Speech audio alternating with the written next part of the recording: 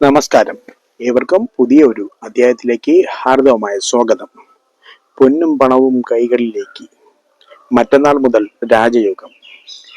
ഇനി പറയുന്ന രാശിയിൽപ്പെട്ടവരാണോ നിങ്ങൾ എങ്കിൽ ഈ വീഡിയോ തീർച്ചയായും കാണുക.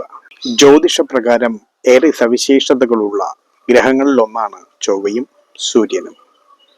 ഗ്രഹങ്ങളുടെ രാജാവ് എന്നാണ് സൂര്യനെ വിശേഷിപ്പിക്കുന്നത്. ചൊവ്വയാവട്ടെ ഗ്രഹങ്ങളുടെ അധിപനാണ്.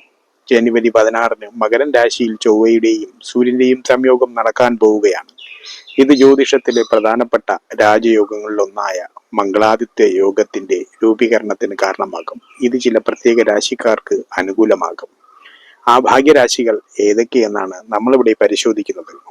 പൊതുഫല പ്രകാരമുള്ള ഫലങ്ങളാണ് പറയുന്നത്.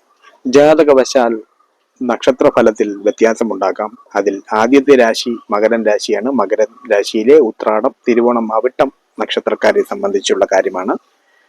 ഇവർക്ക് സൂര്യന്റെയും ചൊവ്വയുടെയും സംയോഗം വഴി രൂപപ്പെടുന്ന മംഗളാദിത്യ യോഗം വളരെ അനുകൂലമായിരിക്കും. ഈ രാശിക്കാരുടെ ആദ്യ ഭാവത്തിലാണ് ഈ രാജയോഗം രൂപപ്പെടുന്നത്. ഇത് നിങ്ങൾക്ക് ആത്മവിശ്വാസം വർദ്ധിപ്പിക്കും. അതിനാൽ ഏറ്റെടുക്കുന്ന ജോലികൾ മനോഹരമായി വേഗത്തിൽ ചെയ്യാൻ സാധിക്കും.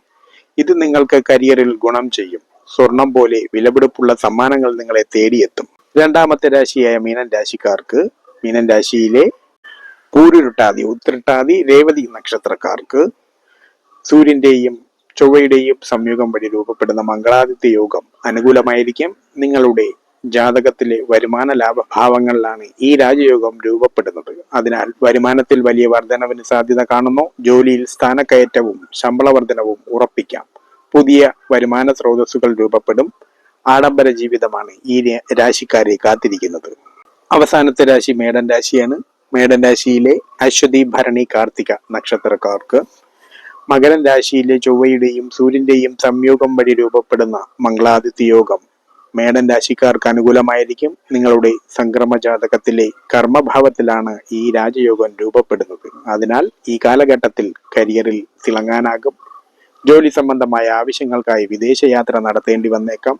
ബിസിനസ് രംഗത്ത് പ്രവർത്തിക്കുന്നവർക്കും അനുകൂല സമയമാണ്.